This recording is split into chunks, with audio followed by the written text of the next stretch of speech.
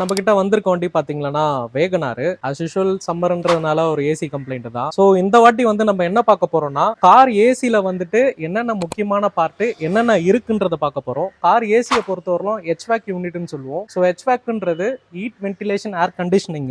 So இதுதான் வந்து HVAC unit. So இது எங்க இருக்கும்னு பாத்தீங்கன்னா டேஷ்போர்டுக்கு பின்னாடி இருக்கும். ஸோ இந்த இடத்துல தான் இருக்கும். கூலிங் காயில வந்து cooling coil means evaporator assembly replace பண்ணணும்னா இதுதான் ஒர்க்கிங் ப்ரொசீஜர். ஸோ HVAC யூனிட்ல ஃபர்ஸ்ட் என்னென்ன இருக்கும் பாத்துறலாம். HVAC யூனிட்டை பொறுத்தவரைக்கும் ஒரு ஹீட்டர் கோர் இருக்கும் and then வந்து எவாபரேட்டர் அசம்பிளி. இதுதான் வந்து கலோக்கியலா வந்து நம்ம கூலிங் காயில் அசம்பிளின்னு சொல்லுவோம். சோ அதுல பாத்தீங்கன்னா ஒரு தெர்மிஸ்டர் இருக்கும். இதுக்கு வந்துட்டு ஒரு ப்ளோயர் மோட்டர் அசம்பிளி இருக்கும். சோ இந்த ப்ளோயர் மோட்டர் அசம்பிளி தான் வந்துட்டு ஏரை வந்து சக்ஷன் பண்ணி ஒரு எவாபரேட்டர் அசம்பிளி வழியா வந்து ஏரை வந்து பாஸ் பண்ணும். ஸோ முன்னாடியே சொல்லியிருந்த மாதிரி HVAC வந்து ஹீட் வென்டிலேஷன் ஏர் கண்டிஷனிங் வந்து ஹீட் வென்டிலேஷன்ன்றது ஹீட்டை வந்து எங்க இருந்து எடுக்கும்னா ஒரு இன்ஜின் கூலன் டெம்பரேச்சர்ல இருந்து எடுக்கும். கூலன் டெம்பரேச்சர் வந்து இந்த ஹீட்டர் கோர் அசம்பிளில போகும். ஸோ ஆட்டோமேட்டிக் HVAC பொறுத்தவரைக்கும் டெம்பரேச்சர் ரெகுலேட் பண்ணும், கேபின் டெம்பரேச்சரை ரெகுலேட் பண்ணும். நம்ம ஆட்டோ மோட்ல கொடுத்தோம்னா நம்ம என்ன டெம்பரேச்சர் கொடுக்குறோமோ அதுக்கேற்ற மாதிரி ஃபிளாப்ஸ் ஓப்பன் பண்ணும்.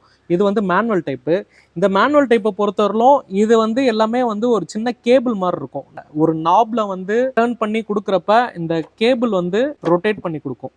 ஸோ இதுதான் வந்து HVAC யூனிட்ல இருக்க ஃபிளாப்ஸ். நம்ம வந்து ஒரு டெம்பரேச்சர் ரெகுலேட் பண்றப்ப இந்த ஹீட்டர் கோரும் இந்த கூலிங் எவாபரேட்டர் காயிலும் சேர்ந்து ஏர் மிக்ஸ் ஆகி தான் நமக்கு வரும். ஸோ இது மூலமா தான் வந்து நமக்கு வந்து டெம்பரேச்சர் வந்து ரெகுலேட் அண்ட் தென் வந்து நம்ம ஃபேஸ் மோடு வைக்கிறோம், லெக் மோடு வைக்கிறோம், அண்ட் தென் விண்ட்ஷீல்டு மோடு வைக்கிறப்ப அதுக்கேற்ற மாதிரி ஃபிளாப்ஸ் கொடுத்துருப்பாங்க, ப்ரொவிஷன்ஸ் இருக்கும். ஸோ அதை வந்து இது பண்றப்ப நமக்கு வந்து அதே மாதிரி வந்து டர்ன் ஆகும். ஸோ இதுதான் வந்து இதோட மெக்கானிசம். ஸோ இந்த எவாபரேட்டர் அசம்பிளியை பொறுத்தவரையிலும் இன்டர்னலாக லீக் இருக்கு.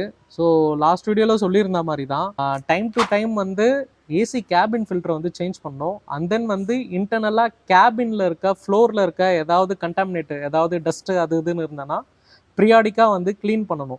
ஸோ இது க்ளீன் பண்ணதுனால ஒரு ரீசர்க்குலேஷன் மோட்ல இருக்கிறப்ப இந்த ப்ளோயர் வழியாக வந்து இருக்கிற ஏரை வந்து சக் பண்ணி தான் நமக்கு வந்து எவாபரேட்டர் காயிலுக்கு போகுது. ஸோ இதில் இருக்க டஸ்ட்லாம் வந்து கேபினில் இருக்க டஸ்ட் தான். அண்ட் தென் வந்து தேவையில்லாத லோடு தான், கம்ப்ரஸருக்கு வந்து இது வந்து தேவையில்லாத லோடு தான். ஸோ இது மாதிரி வெஹிக்கிள் ரிலேட்டடான டவுட்ஸ், ஏதாவது டெக்னிக்கல் ரிலேட்டடான டவுட்ஸ் அண்ட் தென் ஏதாவது என்கொயரி இருந்ததுன்னா கமெண்ட் பண்ணுங்கள், கண்டிப்பாக ரிப்ளை பண்ணுவோம். தேங்க்யூ.